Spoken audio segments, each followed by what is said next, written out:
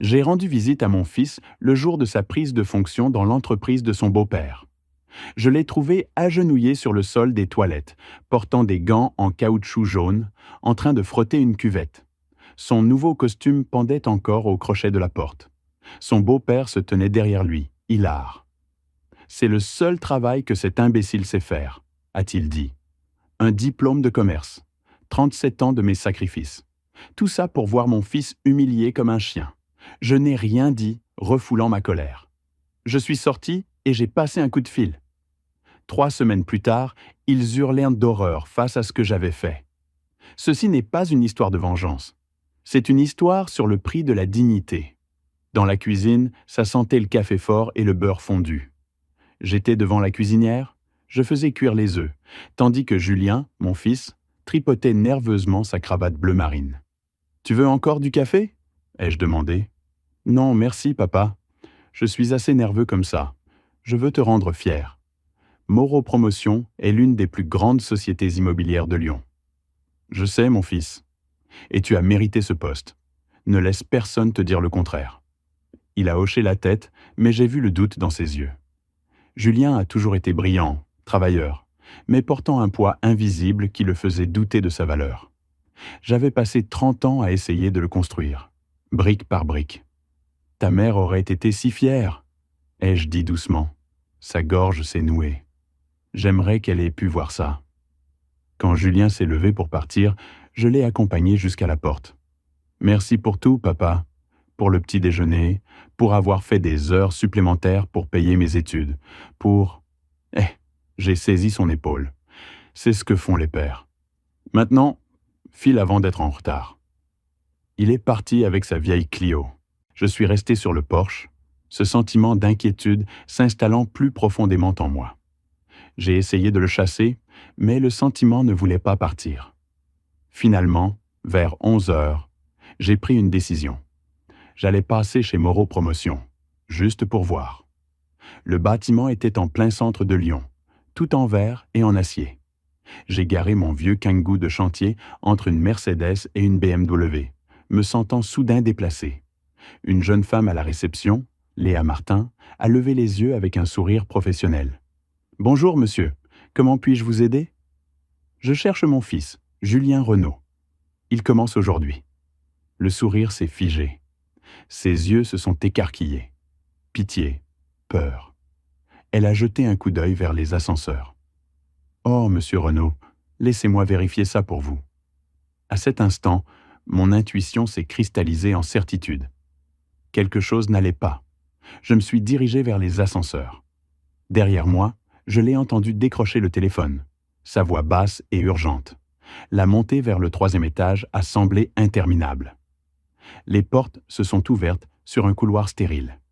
J'ai suivi les indications jusqu'à un couloir de service. Des voix résonnaient devant, des rires. J'ai tourné le coin et je me suis arrêté. À travers la porte entr'ouverte, j'ai vu mon fils à genoux devant une cuvette, portant des gants en caoutchouc jaune. Sa veste de costume pendait à un crochet. Sa chemise blanche était humide de sueur. Les épaules voûtées, il paraissait brisé. Debout au-dessus de lui, un homme d'une 50aine d'années, aux cheveux argentés parfaitement coiffés, portant un costume hors de prix. 2 autres hommes le flanquaient, souriant. C'est le seul service que cet imbécile sait faire. Il a un master de commerce et n'arrive même pas à frotter correctement des toilettes. Les autres hommes ont ri. Puis je l'ai vue. Chloé se tenait sur le côté, les bras croisés. Elle ne riait pas, mais elle n'essayait pas d'arrêter ça. Le léger sourire sur son visage m'a donné la nausée. Julien a levé les yeux. Nos regards se sont rencontrés. La honte a envahi son visage. Ses yeux étaient rouges. Il avait pleuré. Il a essayé de murmurer quelque chose. « S'il te plaît, non. » Mon garçon me suppliait de ne pas le voir comme ça. Quelque chose s'est brisé net dans ma poitrine. « Puis-je vous aider ?» L'homme aux cheveux argentés s'est tourné vers moi, irrité. « Je suis le père de Julien. » Son expression a basculé vers l'amusement. « Ah, monsieur Renaud, votre fils apprend les affaires à partir de la base, littéralement. » Alors, c'était ça, Christophe Moreau. « Julien, lève-toi. Il n'a pas fini. » La voix de Christophe s'est faite acerbe. Il est en temps de travail. Chaque muscle de mon corps voulait fracasser mon poing sur les dents parfaites de Christophe Moreau. J'avais passé 37 ans à manier des marteaux. Un seul coup, c'est tout ce qu'il faudrait. Mais Julien a secoué la tête. Ne rends pas les choses pires. J'ai forcé mes mains à se desserrer. On parlera plus tard, mon fils. J'ai regardé Christophe. Vous et moi, on va parler aussi, monsieur Moreau. Christophe a fait un geste dédaigneux. Je suis un homme occupé. Vous prendrez le temps. Dehors, le soleil de Lyon m'a frappé, mais j'avais froid. Je me suis assis dans mon Kangoo, les mains crispées sur le volant. Puis j'ai sorti mon téléphone. Vincent, c'est Olivier Renaud. J'ai besoin de ton aide, quelque chose d'énorme. Olivier, qu'est-ce qui se passe? J'ai besoin que tu enquêtes sur quelqu'un. Christophe Moreau, je veux tout savoir. Son entreprise, ses finances, ses faiblesses, tout. Vincent est resté silencieux. Nous nous connaissions depuis 22 ans. Il savait que je ne demandais pas ce genre de choses à la légère. Jusqu'où? Le plus profond possible. Donne-moi jusqu'à demain matin. La maison me paraissait trop silencieuse. Sur la cheminée, il y avait une vieille photo.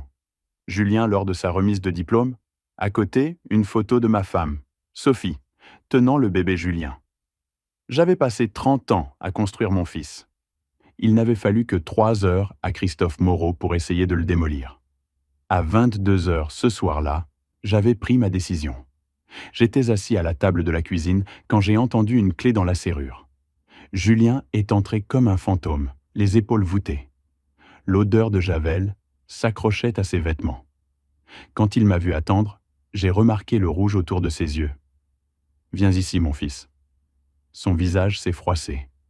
30 ans, et il pleurait comme quand il en avait 7. Je me suis levé et je l'ai pris dans mes bras. « Ce n'est pas ta faute. Rien de tout ça n'est ta faute. » Il a tremblé contre ma poitrine. « Je suis désolé que tu aies eu à voir ça, papa. » Nous sommes restés là jusqu'à ce que sa respiration se stabilise. Puis, je l'ai guidé vers le canapé. Christophe a dit que j'apprenais à partir du bas, a dit Julien doucement. Chloé a dit que c'était juste temporaire. Mais papa, ça me paraît une éternité. Combien de temps est-ce censé durer? 6 semaines. Ensuite, j'aurai un vrai poste, si je peux faire mes preuves. Écoute-moi, Julien. Peux-tu tenir encore un peu? Peux-tu me faire confiance? Il a levé les yeux, confus. Qu'est-ce que tu veux dire? Fais-moi juste confiance. Fais le dos rond. Dans quelques semaines, tout va changer. Quelque chose dans ma voix a dû le convaincre, car il a hoché la tête lentement. Le lendemain matin, mon téléphone a sonné à 7 heures. C'était Vincent. « Olivier, j'ai fait quelques recherches sur Moreau Promotion.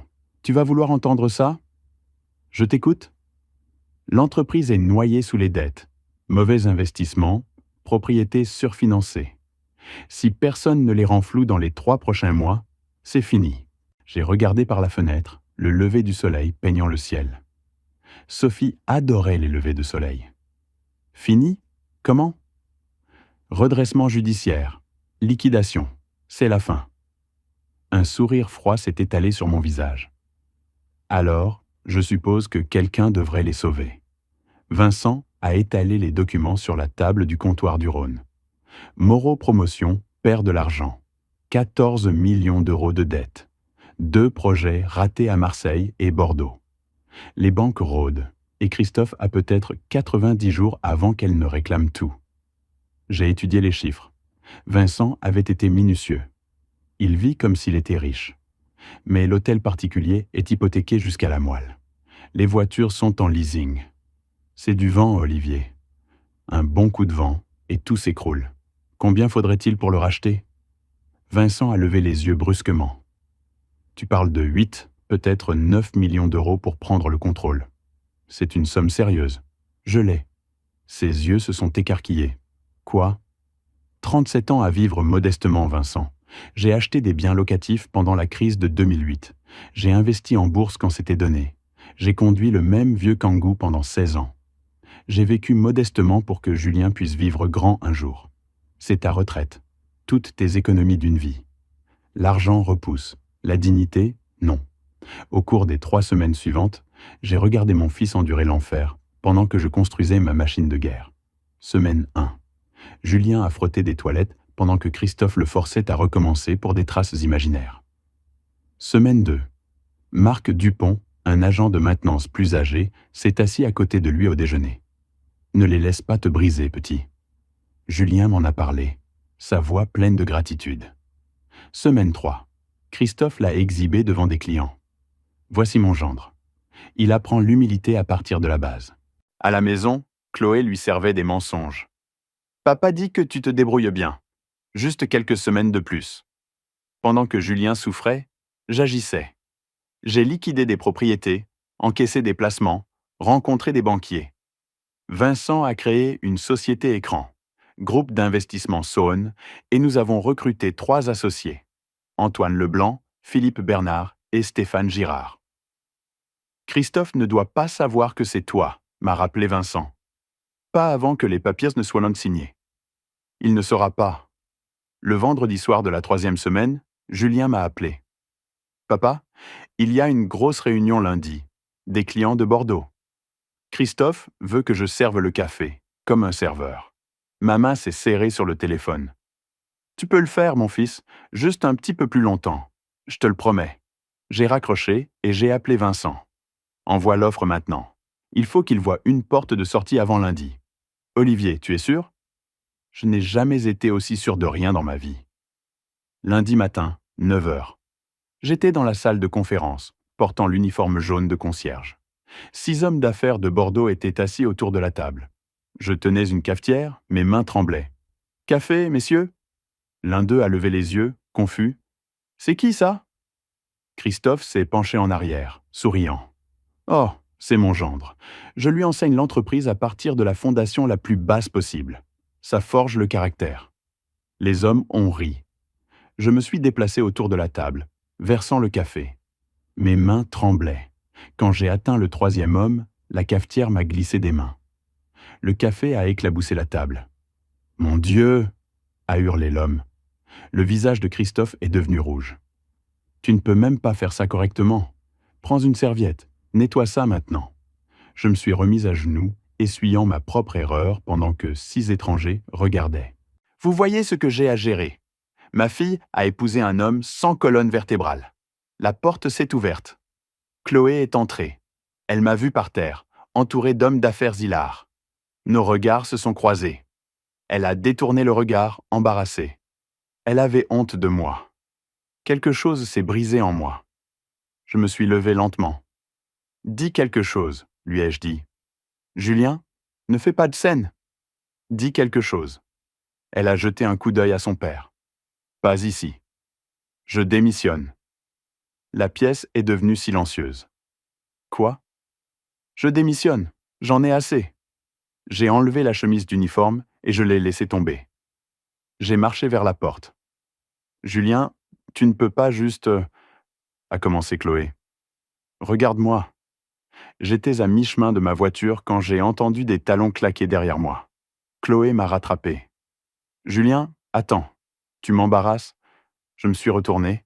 « Je t'embarrasse ? Ton père t'a donné une opportunité. Tu viens de la gâcher. Ton père m'humiliait. Et tu l'as laissé faire. » Son expression s'est durcie. « Tu es faible. Tu es comme ton père. Tu ne seras jamais plus qu'un ouvrier. » Pendant 3 semaines, je m'étais dit qu'elle m'aimait. Tu as raison, je suis exactement comme mon père. Ces mains calleuses ont plus d'intégrité que toute ta famille dans leur costume de créateur. Je suis monté dans ma voiture et je suis parti. 10 minutes plus tard, j'ai appelé mon père. Mes mains tremblaient. « Papa, j'ai démissionné. Je n'en pouvais plus. Rentre à la maison, mon fils. Je suis désolé, j'ai échoué. » Sa voix était ferme. « Non, Julien, tu viens de gagner. » De retour chez moi, j'ai appelé Vincent. Changement de plan. Je veux cette offre sur le bureau de Christophe aujourd'hui et la réunion cette semaine. Olivier, nous ne sommes pas prêts. Rends-nous prêts. Il est temps d'en finir. L'enveloppe de Chronopost est arrivée à 16 heures. Christophe l'a déchirée à son bureau. Les conseillers, Éric Duval et Laurent Petit, regardaient. Groupe d'investissement Saône, lu Christophe. La lettre était directe, intention d'acheter 60% de Moreau Promotion pour 9 millions d'euros. offre comptant, délai de 72 heures. Éric s'est penché. Ils sont légitimes, des investisseurs toulousains. Qui sont-ils? Laurent s'est éclairci la gorge. Monsieur, nous en avons besoin. Le comptable a glissé une feuille. Nous devons 3,5 millions aux banques le mois prochain. 2 autres millions de privilèges. Les salaires sont en retard de 2 semaines. Sans injection de capital. Je connais la situation, Laurent. Alors vous savez que nous n'avons plus d'option. Si vous ne prenez pas cette offre, la banque saisit tout. Au moins, de cette façon, vous gardez 40%. Christophe a marché vers la fenêtre. Son père avait fondé cette entreprise il y a 42 ans. Son téléphone a sonné. Éric a décroché, puis l'a tendu. C'est eux. Christophe a pris le téléphone. Ici Moreau. Monsieur Moreau, Vincent Perrin, pour le groupe d'investissement Saône. J'espère que vous avez reçu notre offre. Oui, j'ai besoin de temps. Nous avons d'autres opportunités si vous n'êtes pas intéressé. Qui est derrière votre groupe? Investisseurs confidentiels, pratique courante. Vous les rencontrerez si vous acceptez? 48 heures, monsieur Moreau. C'est tout ce que vous avez. Votre lettre disait 72. Nous accélérons. 48 heures ou nous passons à autre chose. La porte s'est ouverte. Isabelle est entrée, inquiète. Que se passe-t-il? Une offre de rachat. Ils veulent la majorité des parts. Combien? 9 millions. Son visage a montré du soulagement. Accepte. Je ne veux pas perdre cet hôtel. Christophe a regardé sa femme, puis ses conseillers. Les 2 hommes ont hoché la tête. Il a découvert le téléphone. Je veux les rencontrer en personne. Jeudi matin, 10 heures. Salon privé de l'Hôtel Dieu, nous serons là. La ligne a coupé. À l'autre bout de la ville, Vincent a raccroché et s'est tourné vers moi. C'est fait. Jeudi matin, vous serez face à lui. Ma voix était calme. Bien, finissons-en. Jeudi matin. J'étais dans la pièce adjacente, écoutant par le flux audio que Vincent avait installé. Par le haut-parleur, j'ai entendu Christophe arriver. Salutations, chaises, café versé.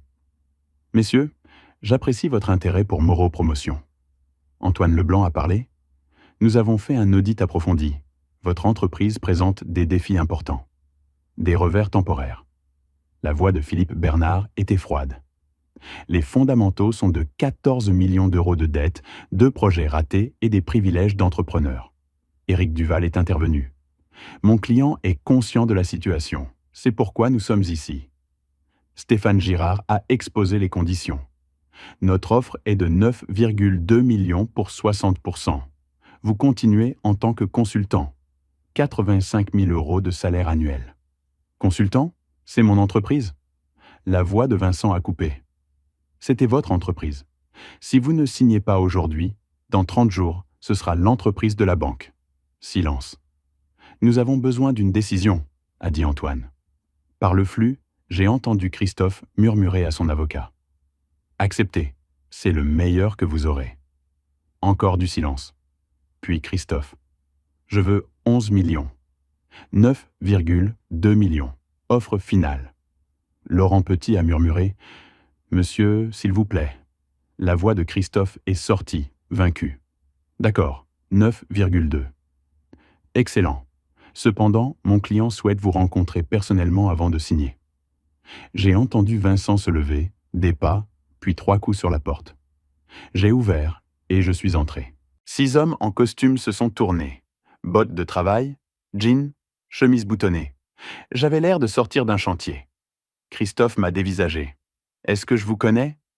Nous nous sommes rencontrés dans votre immeuble il y a 3 semaines. » J'ai regardé la reconnaissance vaciller sur son visage. « Vous êtes le père de Julien. » Il a ri nerveusement. « Qu'est-ce que c'est que ça? Une blague ?» Vincent se tenait à côté de moi. « Permettez-moi de vous présenter l'investisseur principal du groupe d'investissement Saône, Olivier Renaud. » Le visage de Christophe. Confusion, incrédulité, horreur. « Non, c'est insensé, vous êtes un entrepreneur en bâtiment. » Gérant. Petite entreprise, mais rentable. 37 ans d'économie, d'investissements intelligents, de vie modeste. J'ai tiré une chaise. Pendant que vous louiez des voitures de luxe et hypothéquiez des hôtels, je construisais quelque chose de réel. Christophe s'est tourné vers son avocat. Ça ne peut pas être légal. Eric a examiné les documents. C'est tout à fait légal, monsieur. Je ne lui vendrai pas mon entreprise. Alors partez. Dans 30 jours, perdez tout. Votre choix. Pourquoi? Sa voix s'est brisée. Pourquoi faites-vous ça? Je me suis penché en avant. Il y a 3 semaines, je suis entré dans votre immeuble. J'ai trouvé mon fils, avec un master en commerce, pour qui j'ai tout sacrifié, à genoux, en train de frotter vos toilettes. Je lui enseignais, vous le brisiez. Vous l'avez traité d'incapable. Vous l'avez humilié devant des employés, des clients, sa propre femme. Vous l'avez exhibé comme un chien dressé. Il était trop sensible. Non, vous étiez trop cruel. Et maintenant, vous allez apprendre ce que ça fait de tout perdre. S'il vous plaît, cette entreprise, c'est ma vie. Mon père a construit ça. Et vous l'avez détruite. Votre avidité, votre arrogance, votre cruauté. J'ai juste aidé à accélérer le processus. Qu'est-ce que vous voulez? Signez les papiers. Partez et ne parlez plus jamais à mon fils. Vincent a glissé le contrat sur la table. Oh, et encore une chose. Votre fille. Elle doit demander le divorce. Julien mérite mieux. Christophe a levé les yeux, la colère éclairant son regard. Vous ne pouvez pas. Je peux, et je le ferai. Signez. Sa main tremblait lorsqu'il a pris le stylo. Je l'ai regardé signer page après page. Eric a notarié. Vincent a récupéré les documents. C'était fait. Je vais vous poursuivre, a dit Christophe. Allez-y. Vous perdrez et gaspillerez le peu d'argent qu'il vous reste. Je me suis levé. À la porte, j'ai marqué une pause. Au fait, Julien commence comme directeur général lundi matin. Vous lui rendrez compte si vous choisissez de rester. Vous êtes sérieux? Absolument. Videz votre bureau. Mon fils emménage. Je suis sorti. Pour la première fois depuis 3 semaines, je me suis permis de respirer. Vincent m'a suivi. Olivier, c'était la justice. C'était la justice. Et maintenant? Maintenant, allons dire à Julien qu'il a une entreprise à diriger. Quand je suis rentré, Julien était sur le canapé, perdu. Son mariage était terminé. Son travail était terminé. Il pensait que tout était fini. Mon fils, habille-toi. Nous devons aller quelque part. Dans le Kangoo, j'ai tout raconté. L'enquête. Vincent, les investisseurs fantômes, le rachat de 9,2 millions d'euros. Christophe signant d'une main tremblante. Il est resté silencieux. Finalement, sa voix s'est brisée. Papa, tu as dépensé toutes les économies de ta vie pour moi. Pas pour la vengeance, pour la justice. Il y a une différence. Qu'est-ce qui se passe maintenant? Maintenant, tu leur montres qui tu es vraiment. Léa a levé les yeux de la réception. Ses yeux se sont remplis de larmes. Léa, voici votre nouveau directeur général, Julien Renaud. Elle l'a serré dans ses bras. Je suis si contente. Nous avons pris l'ascenseur. Le bureau de Christophe, le bureau de Julien, maintenant, avait été vidé. Prêt? Il a hoché la tête. La salle de conférence était pleine. 85 employés, anxieux. Je me tenais devant avec Julien. Voici Julien Renaud, votre nouveau directeur général. Certains ont vu des choses qui n'auraient jamais dû se produire. Cela s'arrête aujourd'hui. Julien s'est avancé. Il y a 3 semaines, j'étais à genoux dans cet immeuble, en train de frotter des toilettes. Certains l'ont vu. Certains ont détourné le regard. Je ne vous blâme pas. Je comprends la peur. Sa voix est devenue plus forte. Mais la peur se termine maintenant. Cette entreprise sera différente. Vous serez traités avec dignité. Tous. Mon père m'a appris quelque chose. La façon dont vous traitez les gens quand vous avez du pouvoir montre qui vous êtes vraiment. L'homme qui dirigeait cette entreprise a montré de la cruauté. Je vous montrerai du respect. Si vous restez, nous allons construire quelque chose de meilleur. Ensemble, les applaudissements ont commencé, puis sont devenus sincères. Marc Dupont s'est approché. « Monsieur Renaud, j'étais là quand votre beau-père. Je voulais dire quelque chose. Je suis désolé. » Julien lui a serré la main. « Vous dites quelque chose maintenant. C'est ce qui compte. » Plus tard, seul dans le bureau, Julien m'a dit « Je ne sais pas si je peux faire ça. Tu as déjà fait le plus dur, tu as survécu, maintenant, tu diriges. » Je l'ai serré dans mes bras. À travers la vitre, je l'ai regardé sortir une photo. Nous deux à sa remise de diplôme. Il a souri. « D'accord, papa, On va construire quelque chose. 6 mois plus tard, Moreau Promotion, rebaptisé Renault & Associés, faisait des bénéfices. Ce n'est pas une histoire de vengeance. C'est une histoire de reconstruction avec dignité. Julien a transformé l'entreprise. Salaires équitables, respect à tous les niveaux. Marc Dupont est devenu responsable d'équipe. Le plus grand changement, 2 projets de logements sociaux dans le 9e arrondissement, le quartier où je l'avais élevé. Construire des foyers pour les gens, pas seulement pour le profit. Son divorce avec Chloé a été rapidement finalisé. Elle n'a rien eu. Elle s'est remariée avec un autre homme riche, plus âgé. Juste une autre transaction. Julien a rencontré Élise Dubois sur un chantier. Elle était architecte. Leur première conversation portait sur les normes BBC, pas sur le statut social. Quand elle m'a rencontré, elle a souri. « Julien parle de vous tout le temps. Il dit que vous êtes son héros. Je ne suis que son père. » Ils ont emménagé ensemble après 6 mois. Construit sur la vérité, pas sur l'apparence. Quant à Christophe, il a perdu l'hôtel particulier par saisie. Il vit maintenant dans un petit appartement à Villeurbanne. Isabelle a divorcé. Chloé l'appelle rarement. Il n'a tenu que 2 semaines en tant que consultant. Il ne pouvait pas supporter de prendre des ordres de Julien. Il a démissionné par orgueil. Maintenant, il travaille en freelance, a du mal à trouver du travail. Je l'ai vu une fois au carrefour, pluvieux, fatigué, seul. Nos regards se sont croisés. J'ai hoché la tête. Il a détourné le regard. Je n'ai ressenti aucune satisfaction, juste un sentiment d'achèvement. J'ai pris ma retraite à 64 ans. Je vis toujours dans la même petite maison. Julien vient tous les dimanches avec Élise. Je fais le petit déjeuner. Certaines traditions méritent d'être conservées. Les gens me demandent si je regrette d'avoir dépensé 9,2 millions d'euros. Non. L'argent repousse. La dignité, non. Ils me demandent si c'était de la vengeance. Non. Je n'ai pas détruit Christophe. Il s'est détruit lui-même. J'ai juste accéléré le processus. La vengeance, c'est faire du mal en retour. La justice, c'est rétablir l'équilibre. Voici ce que j'ai appris.